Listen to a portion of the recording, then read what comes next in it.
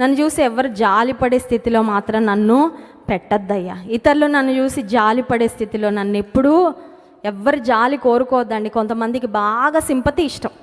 Sympathy కోసమని ఏదో చెప్పుకుంటూ ఉంటారు అందరికీ కదండి. సింపతి కోసమని ఏదో లేనిది అన్నీ కూడా ఏదో మీదేసుకొని ఇలా దీనంగా అవసరం లేదు. నువ్వు దేవుని జాలి కొరకు కనిపెట్టు, దేవుని జాలి కొరకు అడుగు, నీ జాలి నా మీద ఉంచని అడుగు. నువ్వు ఎంత దీనస్థితిలో ఉన్నా దేవుడు ఆ దీనస్థితి నుండి నిన్ను ఖచ్చితంగా లేవనెత్తుతాడు. అంతేగాని మనుషుల జాలి కొరకు ఎప్పుడు కూడా ప్రాకులాడు. కొంతమందికి అందరూ వచ్చి అయ్యో అయ్యో అయ్యో అంటే వీళ్ళకి అప్పుడు రిలీఫ్ ఉంటుందండి. దేవుని బిడ్డలు ఎప్పుడు కూడా అలాంటి మనస్తత్వంలో ఉండడానికి వీలు లేదు. ఇస్సాకును దేవుడు ఆశీర్వదించాడు. ఇస్సాకుకు సమస్యలు రాలేదా? ఇస్సాకు చుట్టూ శత్రువులు లేరా? ఇస్సాకు ఒక్కొక్క ఆస్తిని లేదంటే ఒక్కొక్క కార్యాన్ని సఫలం చేసుకుంటూ వెళ్తూ ఉంటే దాన్ని వచ్చి స్వాధీనపరుచుకుంటున్న వారు కూడా ఉన్నారు.